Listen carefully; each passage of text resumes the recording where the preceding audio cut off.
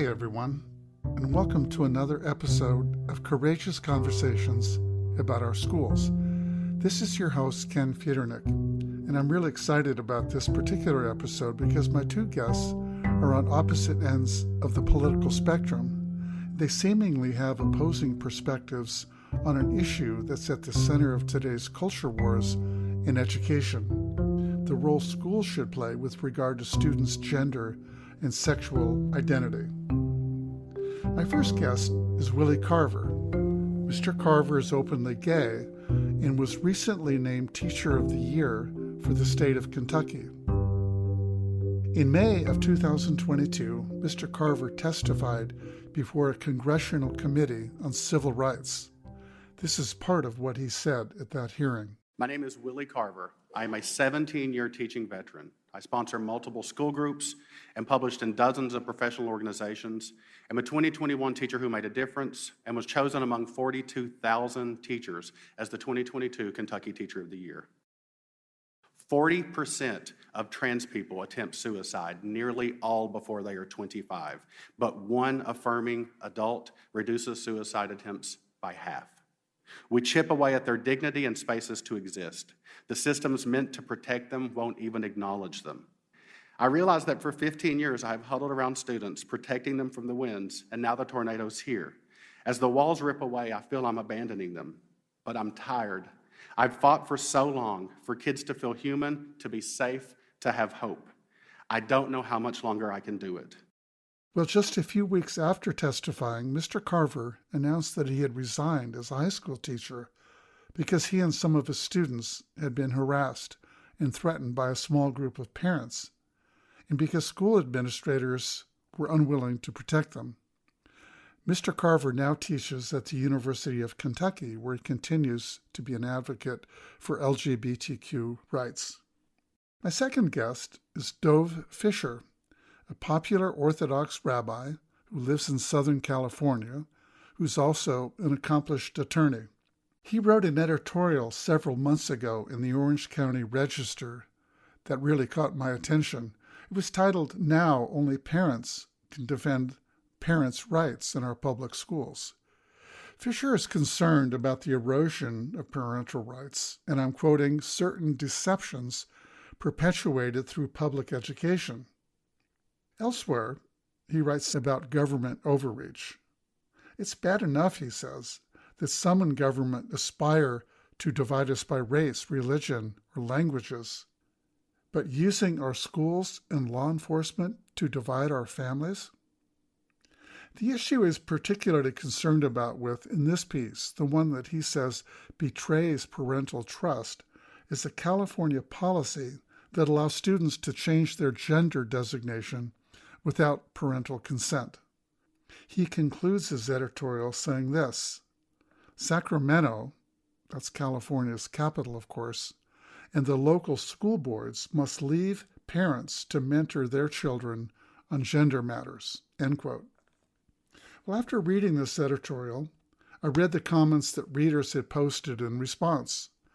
Most of them supported Fisher's position, but one reader took exception and called him a rather insolent name and wrote something to the effect that his dreadful opinion didn't warrant a rebuttal.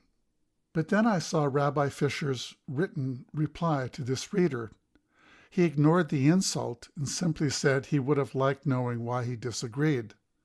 That made me think Rabbi Fisher might be willing to speak with people with different perspectives, like Mr. Carver, who did mentor students about their gender and sexual identity, and it was that mentoring that led to the parental harassment that ultimately caused Mr. Carver, Teacher of the Year in Kentucky, to quit his job.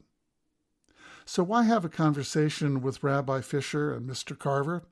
Well, I was really eager to see if two people with wildly different perspectives on this issue, and probably with opposing political views, would be willing to speak with one another on a recorded call. It turns out they were. But would the conversation be civil? Would they really listen to one another? Would they find anything they could agree on? Another reason for this conversation experiment is that I myself was curious to learn more about Rabbi Fisher's perspectives. especially his insistence that parents and parents alone should be the ones to mentor their children on gender matters. Would that extend to matters of sexual identity too? And what would he say about those parents who don't mentor their children well or at all? Is he just as concerned about the rights of children and their right to be safe, especially those who aren't mentored well, as he is with the rights of parents? You may be thinking now that as the host, I am revealing my biases, that I'm clearly in Carver's camp, not Fisher's, and would just be ganging up on Fisher if I jump in with my own questions. Well, it's true. I am biased. I have more questions and concerns about Fisher's opinions than I do with Carver's. But my hope is that if I pose my questions in a genuinely curious rather than confrontational way, he might welcome them. And I might end up learning something interesting about him or the problem we're wrestling with. One last thing before I introduce my guests. In this interview, I'm going to use a couple of depolarizing strategies that I've learned from interviews I've had recently with Amanda Ripley and Monica Guzman, two very thoughtful, award-winning journalists who have written extensively about how we can avoid getting sucked in and trapped by toxic conflict. Here's a short clip from my interview with Amanda talking about contact theory. What happens when people get to know one another just a bit on a personal level before jumping into a conversation where they might disagree? Here's Amanda talking about this way of initiating a challenging conversation. Really, the only rigorously proven way to reduce demonization and prejudice is contact theory, which is by bringing people together with certain conditions, which are important, that creates a kind of transcendent identity that's bigger than the us and them. It sort of expands the us. And when you do this right, what you find is people are just much less likely to assume the worst of each other. So yes, to your point, you have like more resilience built into the culture so that when things go wrong, as they always do, right, in any complicated system, and especially schools, people give you the benefit of the doubt before assuming the worst because there's some human connection there. Okay, so to tap into this idea of contact theory, to get my guests sharing just a tiny piece about themselves, I'm going to ask them right at the outset to describe what they enjoy doing when they're not working. I'll admit that's not a lot of personal information, and contact theory probably requires more than that, but let's just see if doing that affects the tone of a conversation that follows. Now, here is a clip from my conversation with Monica Guzman, the other journalist I spoke to, who was responding to a question I had about listening and how it can help depolarize a conversation. Amanda Ripley, who you mentioned, wrote the book High Conflict, but she talks about that as looping, where you summarize what the person said and then check with them if you got it right.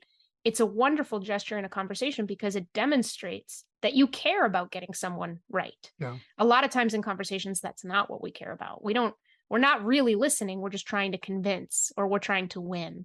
So when you take the time to say, did I get this right? Let me make sure. Let me repeat back to you what you've just said. I talk about it in the book as the analogy being a base camp up a really tall mountain. You need to acclimate sometimes. You build base camps so you can stay the night and you have a moment to just check in and be like, we cool. You're hearing me? I'm hearing you. Okay, cool. Then you can climb higher. And that's what happens when we take the time to check in with each other. So when somebody goes, yeah, you got me just right. I mean, that person is now understood. That the gift of being understood is a pretty enormous one. And then people feel like they can open up with less risk. Okay, we're just about to get started. And at some point, I'm going to ask my guests to loop back with each other to see if we truly understand what the other is saying. So let's meet our guests, Dove Fisher and Willie Carver. Dove, tell us a little bit about you, where you live, and what you do professionally. And then if you would add to that, tell us a little bit about what you'd like to do when you're not working. I live in Irvine, California. and I'm a transplanted New Yorker. I also recently had a lung transplant, so I've had experience with transplanting.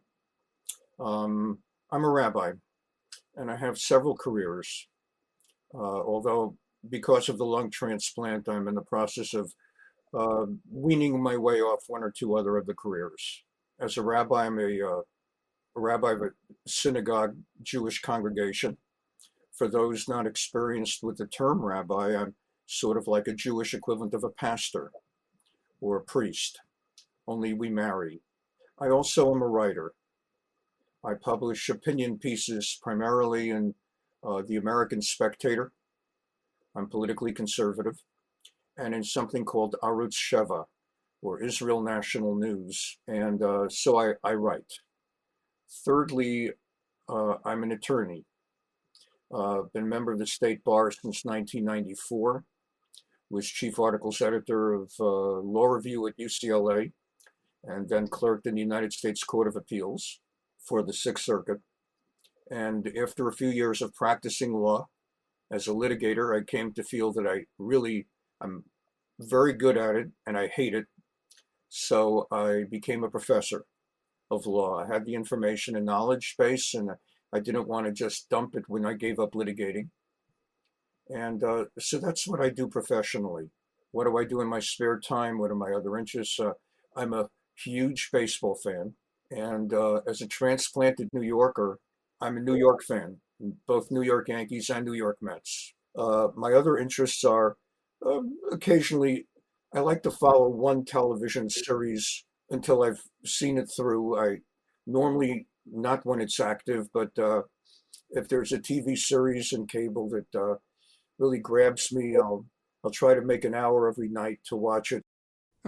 Dove, thanks so much for that. Willie, let's hear from you. I take it you're still in Kentucky, living in Kentucky. Still living in Kentucky. Still in Mount Sterling, Kentucky, the small town. But I work in Lexington, Kentucky, the University of Kentucky. Like you know, I also have a million careers, I think. I work at the Undergraduate Resource Center, helping students navigate what the whole college experience is, which is an increasingly complicated experience. I also do a lot of writing, a lot of op-ed writing. I have a book coming out in June, which was a great experience this year that sort of jumped, I think, into my life because of sort of the experiences that have happened. And I'm trying to spin gold out of mud because what else are we going to do, right? Do you have a title for the book yet, Willie? Yeah, the book is written. It's called Gay Poems for Red States. And it's narrative poetry. I'm Appalachian, so I really I wanted to tell an Appalachian story. I sort of asked myself, not that Appalachians can't write the same poetry as anyone else, or that we should somehow be distinct, but I do feel like I come from a place where people speak in a distinct way. And I really wanted to ask, well, what if we had just invented poetry completely separate from everyone else? What would it look like? And I tried to run with that. I love words. That is what I do in my spare time. I do words. I speak French, speak some Spanish. My Spanish is terrible, but since I was small, listening to my grandmother speak, listening to my uncle speak, I wanted to know why people said things a certain way. I've always been interested in etymology. As a matter of fact, I took a class on the Old Testament, and we approached it from a midrashic standpoint. It actually reinvigorated the Bible for me, to sort of be told, you're worthy of responding to this text. You're worthy of writing and being creative in the approach. So yeah, that's kind of me. By the way, where in Kentucky? Where in Kentucky are you? I am in near Lexington, which is pretty central, but I was born and raised in eastern Kentucky in the Appalachian Mountain region. The reason I ask is that I mentioned earlier in my background that I spent a year clerking in the United States Court of Appeals for a federal appellate judge. And that is the Honorable Danny J. Boggs, who's based in Louisville, And I emphasize Louisville, not Louisville. So I spent my year in Louisville, and during that year, I fell in love with Kentucky. I'm terribly sorry. We'll be talking about it as Ken leads us. I'm terribly sorry about what happened, what you encountered at the school. But what I actually found in my experience was that Kentucky, just a wonderful, wonderful place. I love every square inch of it, and I love the people of Kentucky. And, uh, and they're really just a lot nicer and a lot easier to live with than some of the New Yorkers and Californians, Angelinos. So again, nice to meet you. And you shared you taking the Bible class, which kind of like was a personal high five to me. And I wanted to share that I've got a Kentucky connection. Lovely, thank you. And tonight, when I first met my husband, he finally said, "I'm starting to believe maybe you're some con artist because every time anyone asks where you're from, you give a different answer. But it all depends on how relatively aware they are. So had I known, I could have said I grew up about 5 minutes from Gene Wiley's gravesite near Paintsville. Uh, but I always give different answers. So near Lexington is true if you're coming at it from California.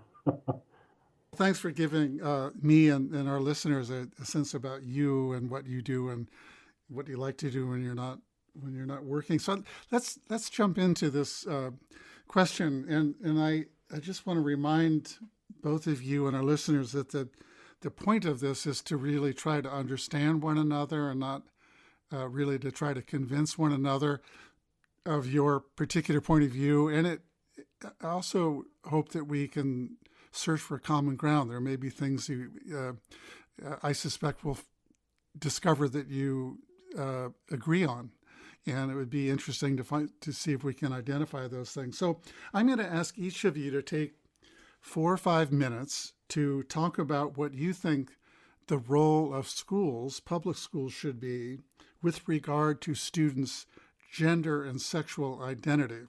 Dove, let's start with you. Take about 4 or 5 minutes, and then when you're done, I'm going to ask Willie if he can kind of summarize the key points of what you've said.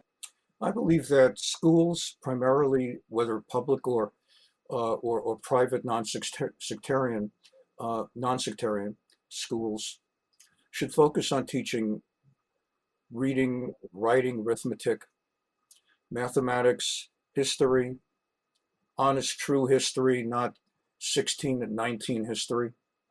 I believe that schools should emphasize teaching the American experience, so aspects of sociology and aspects of American culture.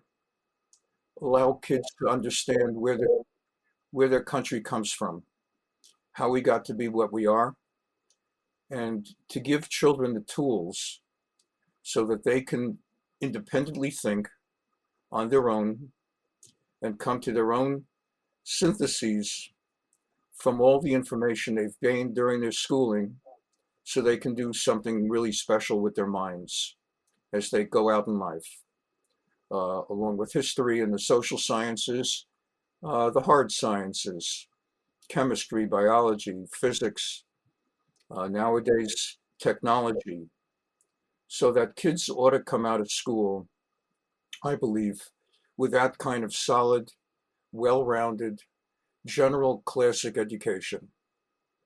On the subject of teaching sexual identity or other areas like that, I respectfully feel, and this partly also comes from my being an Orthodox Jew, that these matters are more private. But as an Orthodox Jew, we are taught from a young age that sexuality is private and that one should live a life of tzniut meaning modesty, and modesty meaning you don't talk about sex. Can I ask a quick clarifying question, Dove? I just you laid out what you think students should be learning, and you listed those subjects, and then you said that they shouldn't be talking about sex. But what about the traditional sex education courses for students where they learn about the very things that you're talking about that occur away from school among consenting people? Ken, take a deep breath. Willie, take a deep breath, because you're about to meet a Neanderthal who believes that sex education does not belong in the schools. I went to school for 12 years. In my time, and it was a yeshiva parochial school, there was no sex education in that context, and yet I have 4 kids. Somehow I figured it out. For 2,000, 4,000, 5,000 years, people have been figuring it out. I come from a world where you don't talk about sex, you don't joke about sex. And so I just wanted to share that part of it so that you know where I'm coming from.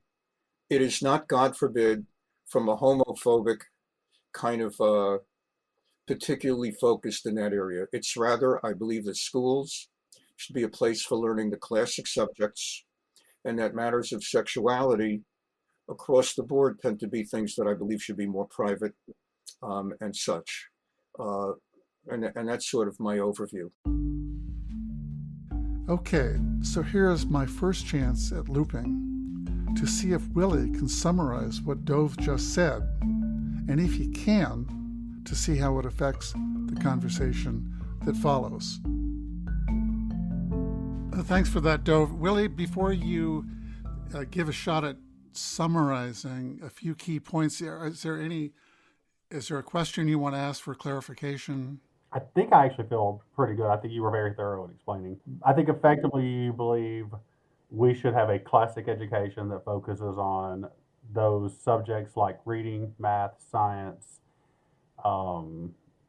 emphasizing the American experience, that gives students literal tools that they can use to synthesize all the information themselves and then go do with those tools what they want to do, with a focus on, again, the entire experience being one that just lets them decide what they're going to do later. And there's also the modesty part of that. I feel like that's a different. And you also believe that not just homosexuality, but sexuality and gender, or sexuality is a subject that shouldn't be spoken about lightly, and that there's a modesty issue and a culture issue that comes to play, and it's best to avoid those topics in a place of learning. Dove, did he get that right? That's great, and he said it so much more to the point. It's only because I have to meet 300 students in like a period of 2 weeks, so I'm used to trying to get the words out as quickly as possible while still being succinct, which is hard for me because I'm a Southerner and a storyteller.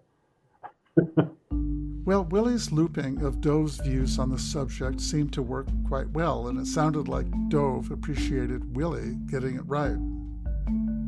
All right, Willie, now let's have you share your views on the same question, which is what the role of public schools should be when it comes to gender and sexual identity. You know, what's funny is, I teach basic composition.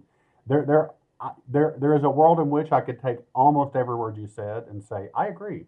But it comes down to definitions of what words mean. So, for example, I also very much believe that we should be focusing on teaching reading, writing, math, English, good, hard, solid sciences like chemistry, physics, the American experience, that we should be giving students tools for independent thinking. So we'll start with that sort of first half. When it seems really easy on the outside looking in to say, why can't you just teach reading?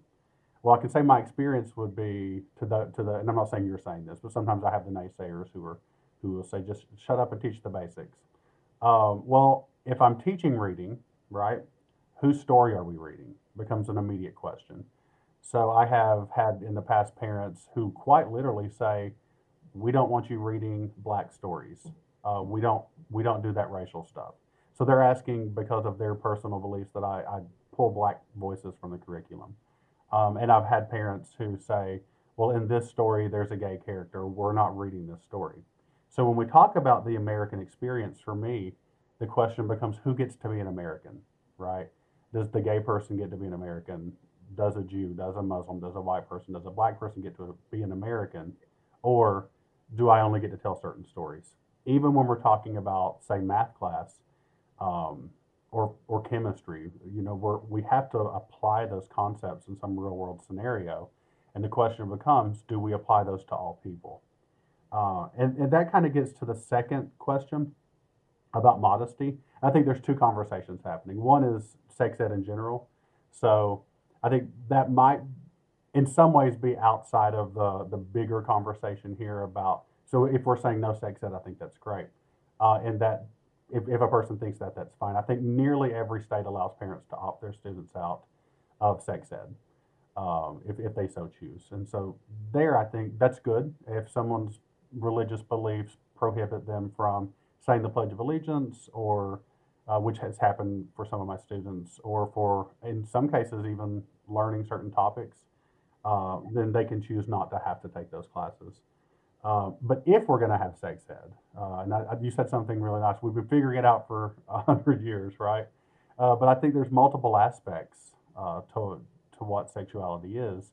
And for LGBTQ people specifically, letting people let loose and figure it out can lead to issues, right? Can lead to the spread of disease. Even for non-LGBTQ students, there's making sure that people understand the basic functions of things, how pregnancy happens, how it doesn't. But again, I think that's sort of outside of this.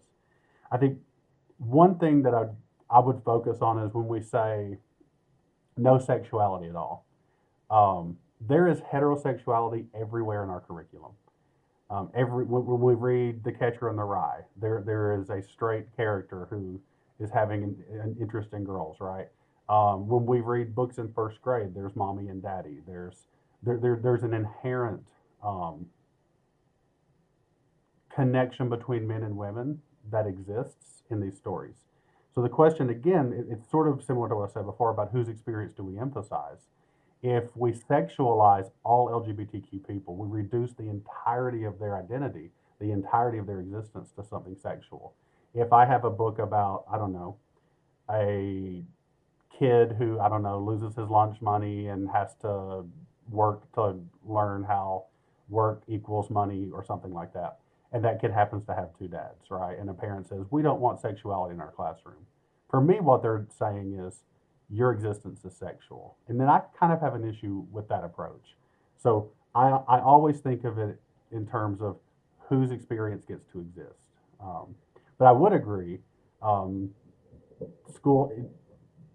sexuality doesn't mean let's talk about how gay people engage in intercourse. That word can also mean Jimmy has two dads, or Katie has two moms, or this trans person exists. And I think that does that help sort of clarify the question or elevate the conversation in a way? Because I actually agree with everything you said. It's just when we say sexuality, what do we mean? That's kind of how I'm approaching this. Billy, let me ask you a question that comes up for me, and it's coming up for a lot of educators these days and parents, and that is if you had a high school student that came into your class and said, my name is Michael, but I prefer a different name, Sally, and I prefer that you call me that and other students call me that. Is that something that you would honor? And should educators honor that? My approach is, it's not my job to impose my beliefs on my students. The same, we give them the tools, they do with those tools what they want, right? So if a student comes in and he says, hey, it says Michael, but I go by Mikey, I go, great, Mikey, welcome to class. We're learning French verbs today. And if the student says, hey, it says Michael, but I go by Michelle, I say, great, Michelle, today we're learning French verbs, right?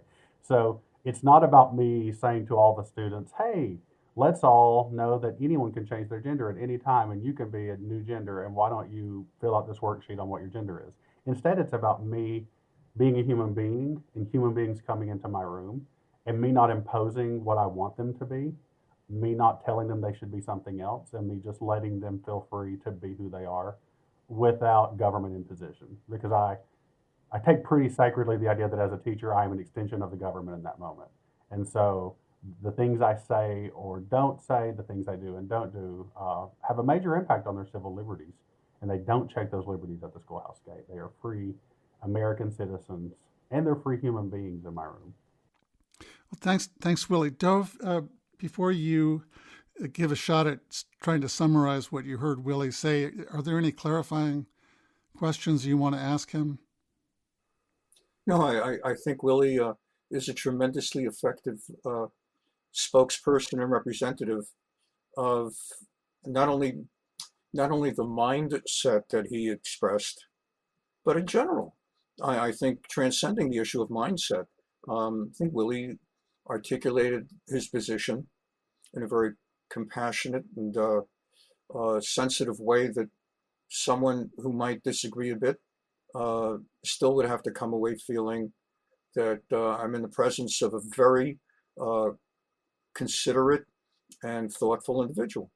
I understand exactly where he's coming, or it's a bit arrogant to say I understand exactly where he's coming from, but I think I've got the idea, and that would allow me to do your looping as well. Because what I hear from Willie is that in many ways he and I agree, or you and I, to use the second person, you and I agree on the basic role of education, and classic education should be at the core of what students are learning. But Willie also raises, and I recognize this even before Willie said it, but of course he said it so well, the paradox that even if you try to avoid completely, if you try to avoid discussing sexuality and gender, the paradox that you can't avoid it because it's baked into the discussion that in the classic situation, a man and a woman are married. So whether you're talking about Catcher in the Rye as part of a literature curriculum in other books, which just matter-of-factly might be talking about husbands and wives, men and women, not even as the main storyline. Main storyline may be anything from how to make a salad to how to travel to the moon, but every passing reference to the husband and wife, the male husband and the female wife, actually reflects that even when you're not talking sex and you're not making sex jokes, it's baked into the curriculum that normal, and I'm using the word normal in quotation marks, that normal sexual relationships exist between men and women. And the absence of male-male or female-female relationships in classic literature for Willie's insight is that actually, whether by default or however you want to call it, is a commentary on what is normal and what is not normal. Before Dove continues here, I just want to note that he also looped back what he heard from Willie and offered some compliments along the way. But now, after Willie and Dove have demonstrated some level of mutual understanding, something really fascinating is about to happen. Dove offers a poignant observation about something he and Willie might have in common. So the question actually becomes, who is an American? Like, which cultures do we define out? Black voices and other voices. Who makes these decisions, and how do we define American? I even would share with you that all my life I felt, with the capital O, I have felt like an other, because even though no one's trying to preach Christianity to me, it's baked into the culture and into the literature that Christianity is normal, and by default, without even saying it, that being Jewish is not normal. So I get it. I get that paradox. And I don't want to jump ahead, Ken, because maybe it's later in your interview list of questions you want to ask, but I'm curious, Willie, why exactly, what was the problem at the school? What were they saying about your role that made your role at the school untenable? Sure, thank you. And thank you also for that beautiful response and that extension of the concept. Uh, I I had a group called Open Light. It was an after-school club, and our effective purpose was positive systemic change. The student that club was created because a previous club, Happy Club, uh, didn't really try to change things. It just tried to inject happiness into the school. So these were kids dedicated to making the world a better place. It was an after school club, so it was optional club.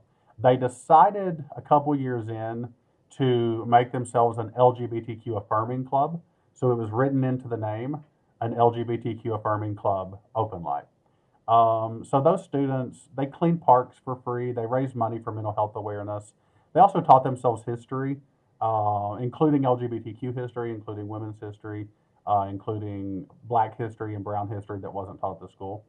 But they were an openly LGBTQ affirming group. So there were LGBTQ aspects to the work that they did. One parent started saying that this was a grooming group, that it was inappropriate that I, as a gay man, should be speaking at all on what she called sexual matters with the kids. She said it was indicative of predatory behavior. Then she started saying that we were a feeder group for a sex cult, sort of off the wall things. The school would not respond to her for fear that this was a political issue, and they didn't want to say anything. They also didn't protect the students who were terrified. This woman started taking pictures of my students at work and sharing them online, for example, and saying that my older students were grooming younger students. For me, what made it impossible to continue was seeing the school refuse even to speak to the students, even to say something nice about what they did as a group. And it was a system I didn't want to be a part of. I didn't. I think before I was always a resistor, but I think in anytime you see encroaching, growing evil in a group, especially when that is allowing bad things to happen, you have to ask yourself, what is my role here? And I think my role I couldn't continue to be a moral person and be a part of it. So I'm not asking this next question judgmentally, but I just want to be sure. My inference, I'm understanding you were not fired, but for the reasons you just laid out, you felt as a matter of conscience you're gonna walk. I'll tell you how I differ, even as I respect deeply. Not only do I respect deeply, I actually am in the same boat. So with Ken's permission, may I take this another step? Ken, Yes, may I? please. I No, don't no, want to take away your show from you. you're fine. Okay. Two responsive thoughts, Willie. Personal. First one is going to be different from yours, and the second is going to be identical to yours. The way it would be different is if I were teaching public high school and formed a group that's going to be, let's say, discussing religions of the world. And then I've got some anti-Semite parent starts making complaints to the school principal. You know what he's really doing is he's taking Christian kids and he's subtly trying to sell them on Judaism, to abandon their faith and their practices, and he's trying to groom them, so to speak, to pursue Jewish conversion. And let's say it's a Christian community, and probably the same exact community where you were, and the principal came to me and said, here's what's going on, here's what we're running into. And where I disagree with you, I don't want to say disagree, where I would have done it differently, is in my case, I'd kind of throw up my hands and say, all right, to heck with my club. Go ahead, close down the club. This is wrong, you're wrong. I'm not doing any of the things you're claiming, but all right, to heck with it.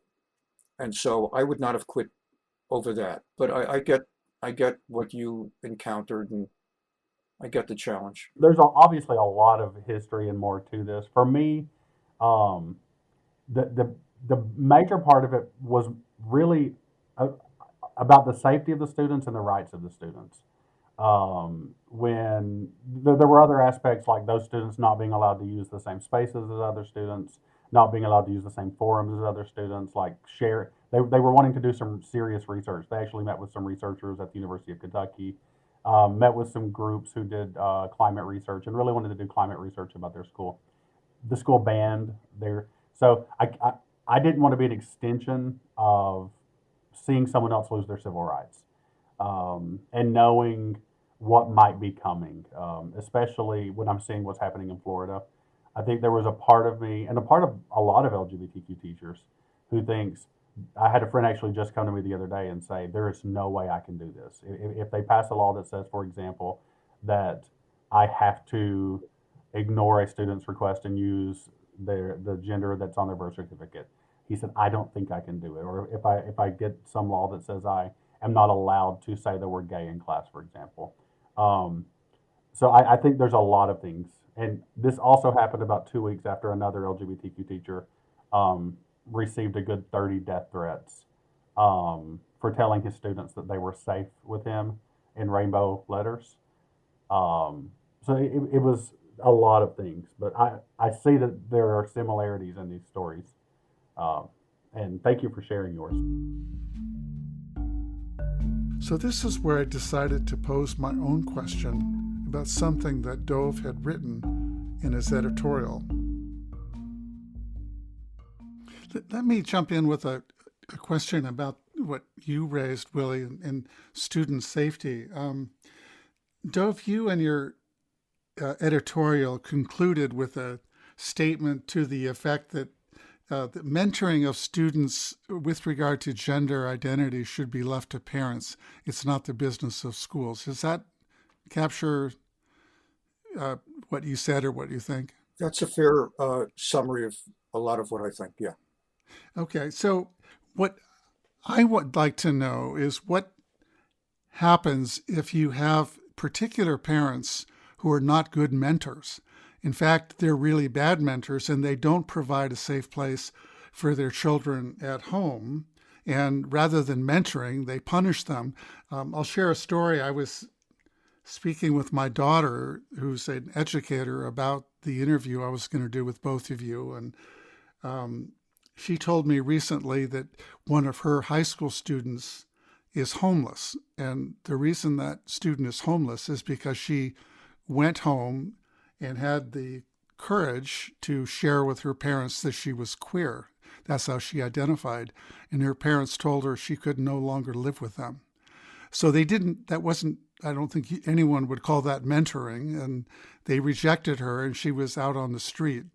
And so my daughter and some of her colleagues have since then tried to create a very accepting, safe place for her. And she continues to get that support. And I've heard many stories, including some from Willie, about people who said, were it not for what Willie did, or another teacher who accepted me and provided a safe place, I'm not sure I would even still be alive. I didn't play this clip for Dove during the interview, but I'll play it now because it contains comments from a student I interviewed several months ago. That interview included guests who also thought schools and teachers should leave matters of sexual and gender identity to parents. The student you're about to hear is Nora Lauder, who recently graduated from high school. Coincidentally, Nora, like Willie Carver, is also from Kentucky. In my experience, I am not out to my parents. I'm out to some of my teachers. When I have conversations with my teachers, I feel safer than when I have conversations with my parents. I think that a lot of these conversations talk about parents being the primary safe space for students when they are not. And this is coming from a student. This is not coming from a concerned parent or a concerned citizen. This is coming from a student. Parents are not always the safe space. They're not. They're simply not the safe space all the time. I know so many queer kids who can't go home and be themselves. Do you know how hard that is when you can't go home and be safe around your parents? I think that if we started listening to queer students more often, listening to their voices, we would actually hear about the relationships that they have with their parents.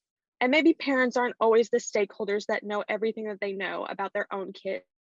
On one level, if parents, in the general perspective that I shared in my article, the typical parents should be capable of handling the subject within the family construct, and do not want, and I don't want, my children, if they're in public school, having the public school teacher uh, fill my role if I'm adequately capable with my wife to fulfill that role.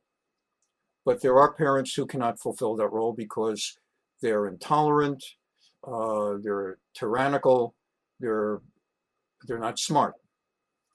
And no matter what you try to default to them as parents to do, they're just not going to get the job done on any level of being compassionate, listening, and counseling and mentoring. And so the idea that such a child from such a home would then go to his or her teacher in school, Willie Carver, and say, Mr. Carver, can I meet with you outside of class after class? There's something personal I'd like to talk to you about.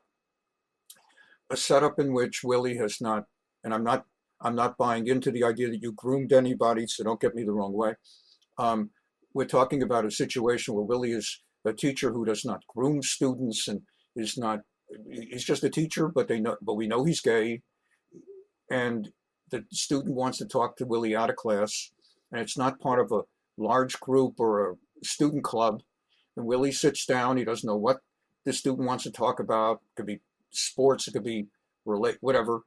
And the conversation becomes that the student has certain sexual issues and orientations or curiosities. And I actually have no problem with Willie sitting compassionately and providing the counsel outside the classroom setting that the parents are not providing.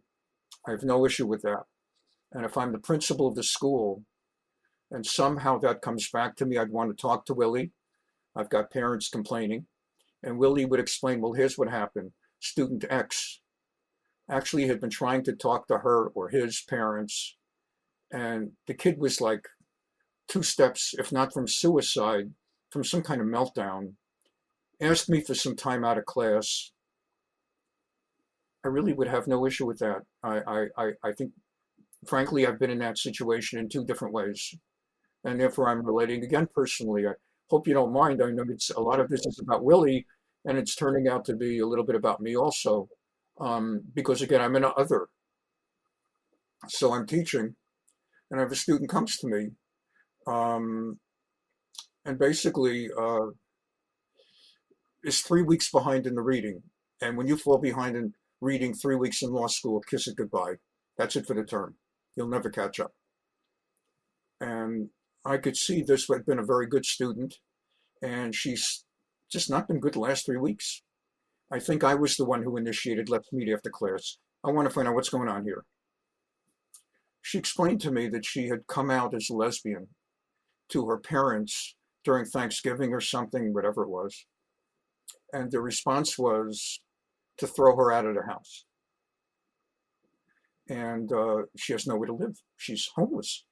For the last 3 weeks, she's been in law school living in her car. And I'm sitting and listening to this. And you already know from this conversation and everything else where I stand on gay versus straight. But I'm listening to this and my heart melts. And I spoke to my wife and got my wife's approval that, number one, if you need to live in our home until we get this thing straightened out, we'll make our home available. If you need a few bucks to pay rent somewhere, I don't know what to tell you, but anything I can do to help you out. If you want me to call your parents, but as I said, if you want to be in my home, whatever it is, and if it violates some kind of law school rule about a professor having a student, I'll talk to the dean and get the dean's permission or whatever, but I need your permission as a student to even talk to the dean about it. I've had 2 or 3 or 4 in my 16 years, 2 or 3 or 4 situations on that variety. Likewise, 1 or 2 situations where people wanted to talk religion with me. Religion, because I wear a yarmulke and I'm an Orthodox Jew, every so often a student would get the idea if I talk to him about Judaism, I'll get a higher grade. So I'm going to ask him 1 or 2 questions about Judaism and see if I could thereby suck up to him. And so I made it a policy early on. I don't talk religion. I don't talk religion with any. To me, the idea is, look, I'm wearing the yarmulke. That already tells you who I am, where I'm coming from, and if I live a good, honest, ethical life, and I'm a good guy, that's my way of promoting Judaism in this law school. Simply being an Orthodox Jew who behaves himself like a mensch, like a good person, and that people can go home and say, I've had 12 professors, and 8 of them are a-holes, and 3 of them are neutral, and Fisher is a nice guy. He's the one decent guy I had in law school. So that's my way of promoting Judaism. And I'm sure many students came away from Willie Carver over the years with a sense of, this guy represents the best of what the school had to offer. And I honor him, and it probably even changes some people's attitudes from homophobic to a respect for people who might be different from the accepted norm, because they meet a really quality person who's different from what stereotypes they might have had. So again, that's like where I land on that. But yeah, for safety, if the parents aren't doing the job, then I'm totally supportive of the idea that if a student privately approaches a teacher to talk after class, and the teacher perceives there's a safety, a health issue, for the teacher to be involved in intervening. Well, that was a bit of a revelation. Going into this interview, I had made an assumption based on what I had read in Rabbi Fisher's editorial that he was insensitive or naive or simply playing up to like-minded conservative readers by promoting the now popular idea among many in that group that government is, and I'm now quoting from Fisher's editorial, separating parents from their own children in order to indoctrinate children with radical gender ideas. But what he just said in the interview makes me think that Rabbi Fisher is neither insensitive or naive. Not only would he support a teacher like Willie mentoring a student about a sexual or a gender identity issue, but he himself did the same with several of his own students, and even offered to take one into his home because her sexual identity caused her to become homeless. Rabbi Fisher sounds like a compassionate person to me, someone who is concerned not just about parents' rights, but also those of students. But I still do hang on to my suspicion that he might have been playing to his conservative readers by not acknowledging that some parents don't parent well, that some parents are, in his words, intolerant, tyrannical, and not smart. By omitting that, by promoting a false binary and speaking in very broad strokes, his editorial, like so much of the discourse in today's social media, needlessly broadens the divides among us. As a compassionate person, I wonder, why would he want to do that? Okay, let's go back to the interview with Rabbi Fisher and Mr. Carver. I'm going to ask a question about something else that Mr. Carver had been involved with at his high school, something that directly led to his decision to quit. Dove, what about Willie's club, LGBTQ club, that he spoke about that provided support for students who wanted to study and talk about matters related to that, what the club was about? For me, if the principal or the head of school is telling me, we're getting complaints about your Jewish culture club, we need you to close it down, I would close it down.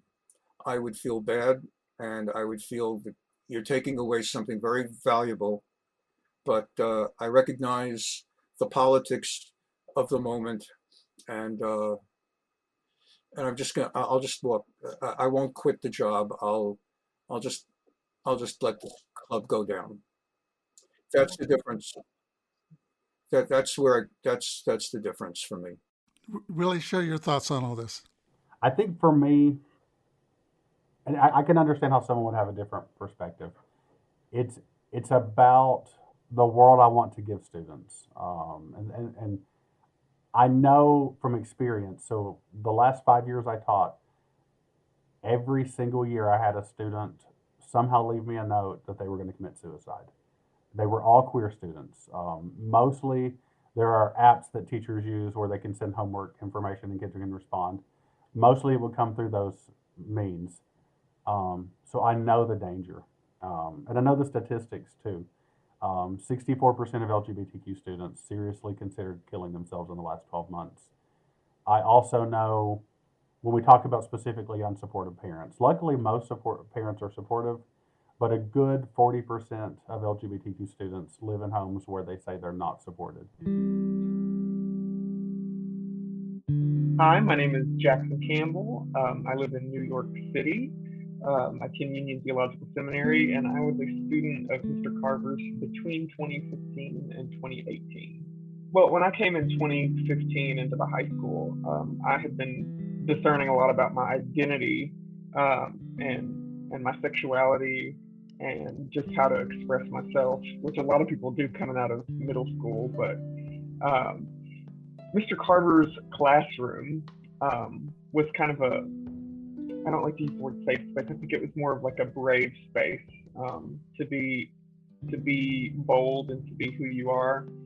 When I came to high school, I lived in a more conservative home, and sexuality conversations about that was just not acceptable at the time, and that went the same for school and for church. If I said anything to anybody about who I was, it was going to become an issue.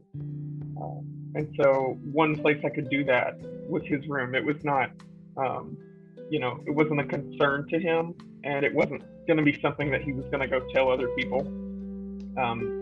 His room was just a place where you could come and be yourself. Conversion therapy is still a serious issue in some parts of the country, and Kentucky is one of those parts. The statistics on that are terrifying.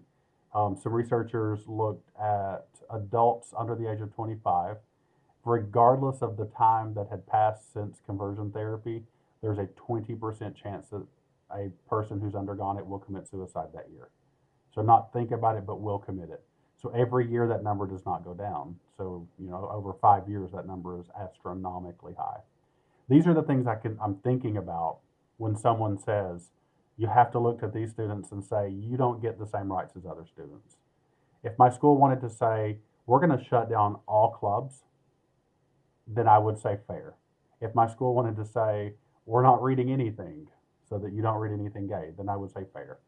But I just don't think personally I can look at these students and say, you have to accept a reality in which you're less than. Because I've lived the experience of being less than. And somewhere deep in my soul, I can't do it. I can't be privy to it. I can't, and I've done it. I have done it to them as well. When those students came to me the first time, this was 6 years ago probably, their group had not called itself LGBTQ inclusive, and they said, can we call ourselves an LGBTQ inclusive group? And I talked them down. I said, well, maybe we can say an inclusive group, and we can list all kinds of peoples, and LGBTQ can be a part of that. And they came to me a couple of years later and said, it feels like you're ashamed of it. It feels like you're ashamed of us. And I realized, even if I'm trying to play some political game, even if I'm trying to placate the authorities, what I'm doing is transferring shame onto students. And if I am acting as an extension of the government with a sacred and precious role, who am I to extend the shame, right? Who am I to cause harm to a citizen or to a human simply because people want it, right? That's kind of my approach to all of it. I respect it. I'm not going to come back and say you're wrong. I respect where you're coming from.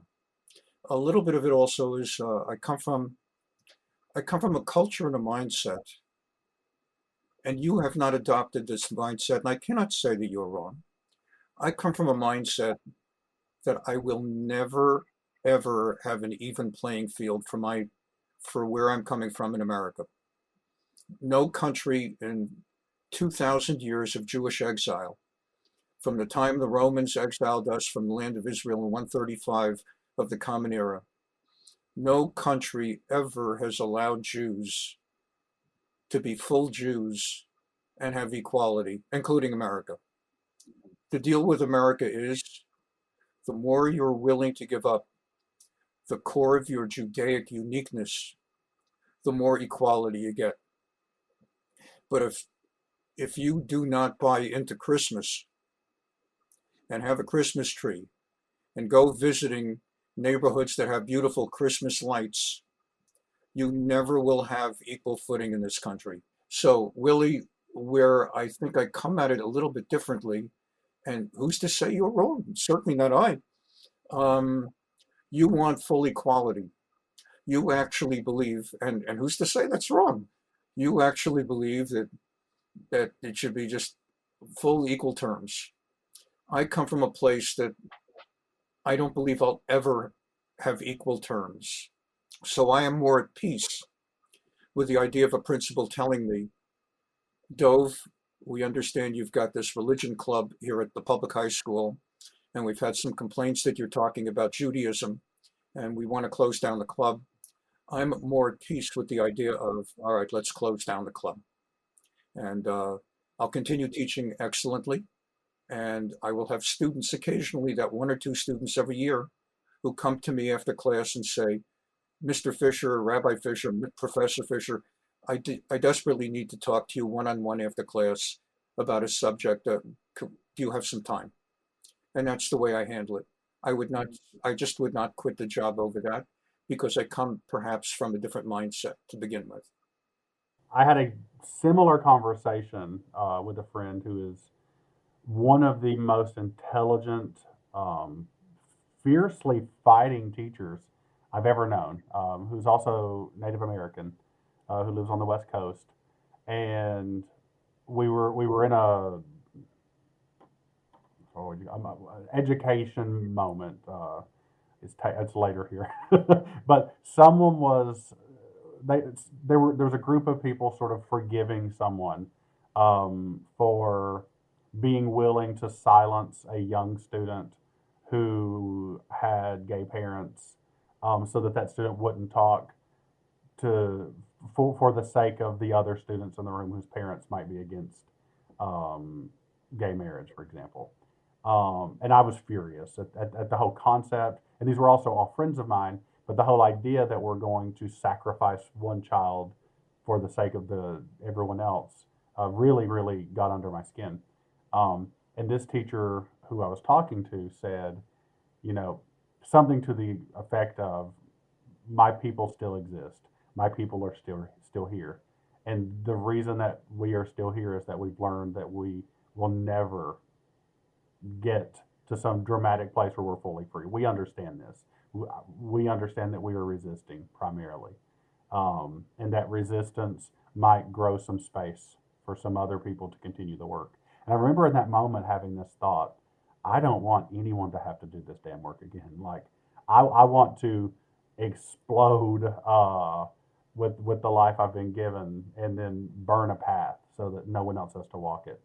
And I do think these are cultural issues, right? I think I come from Appalachians who fought the government trying to force them to work in coal mines. So, like, there's a long history of letting yourself live in abject poverty before you will acclimate to someone else's goals. Whether we're talking accent, obviously, my capacity to get a job as a teacher, to make it through university, whether it was conscious or not, involved my accent changing, right?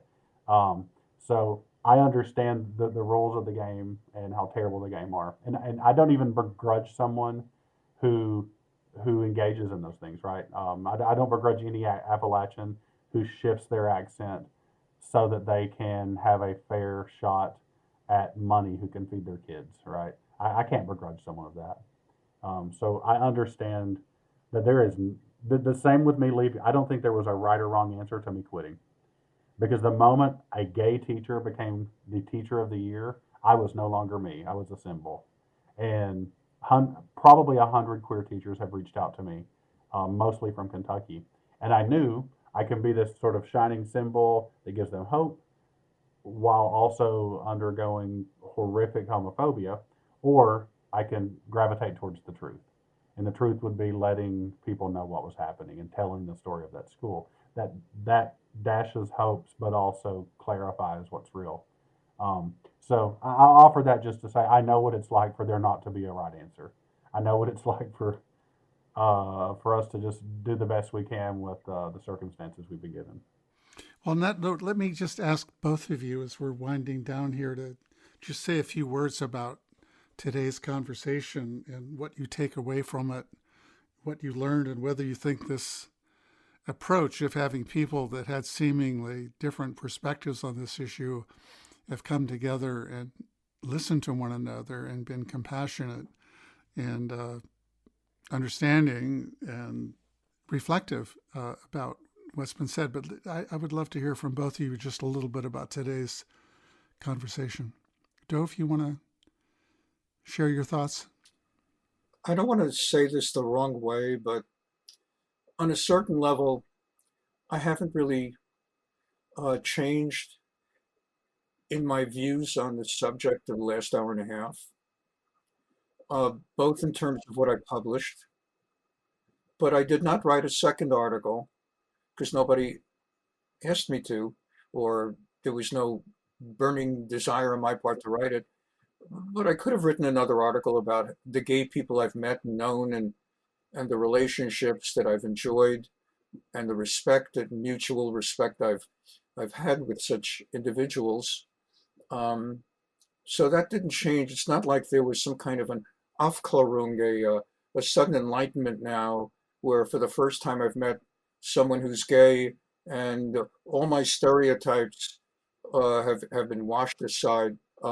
So I would say today's conversation, it didn't so much change me as help me make a new friend. I enjoy very much getting to meet Willie. I continue to feel that there are things that should not be taught in the classroom or discussed in the classroom.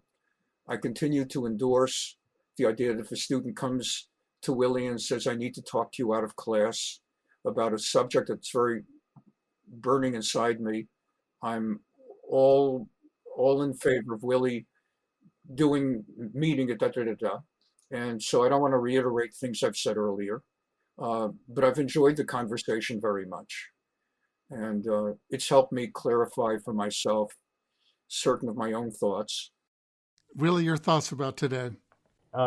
One, I will reiterate, it's been absolutely a pleasure making a friend and getting to talk to you, Dove. I very much hope for a speedy recovery with your lungs, and have enjoyed just getting to know you as a human being.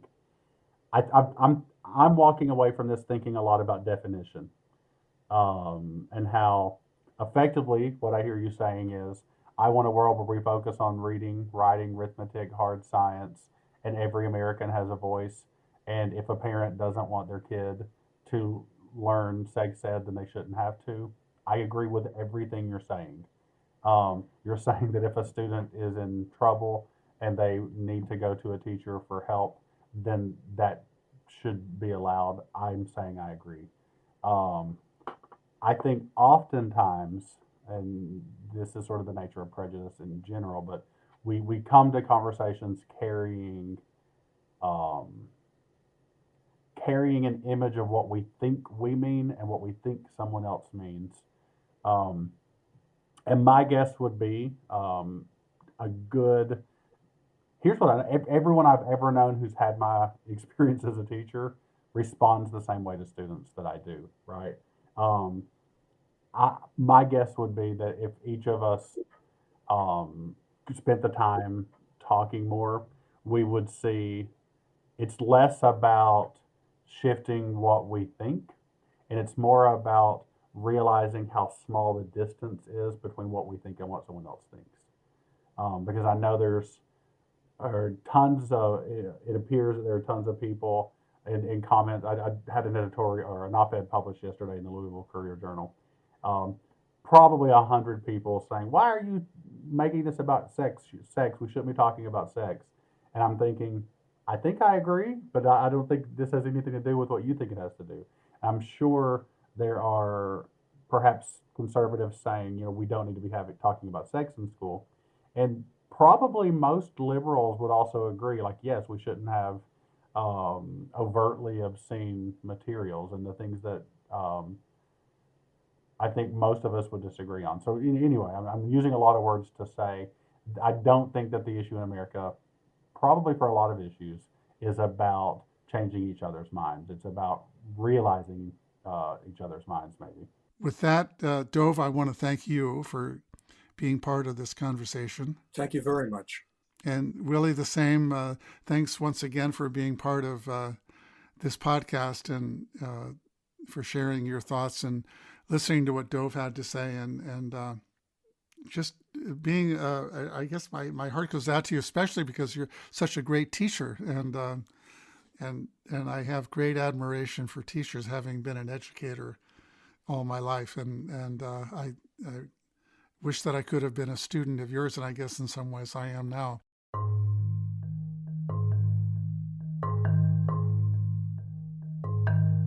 Well, now that I've had a chance to reflect on this conversation, there's still a bunch of unanswered questions in my mind and some pretty important conflicts that still need to be addressed when it comes to the school's role vis-a-vis students' gender and sexual identity.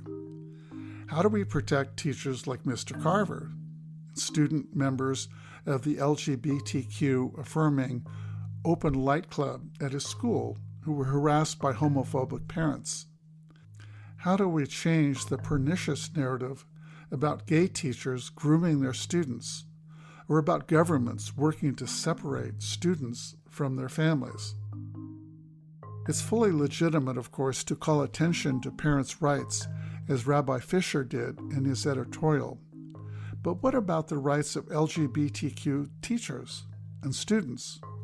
Who will defend their rights? But I'm also feeling inspired about the power of civil, respectful exchanges like this one. Exchanges where people seek to understand one another rather than to win arguments, where people can disagree and have rich, important disputes without vilifying or dehumanizing each other. I was struck by Rabbi Fisher's empathy and admiration for Mr. Carver as a person, as a gay man, and as a teacher. I was struck by his realization that both of them, one because he was Jewish and the other because he is gay, had suffered the effects of being the other, of not being seen as fully American. And I love what Mr. Carver said near the end.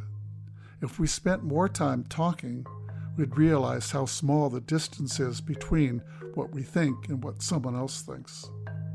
That's not always the case among people who disagreed, but it seemed to be so here. And I loved what Rabbi Fisher and Mr. Carver each called one another at the end, a friend.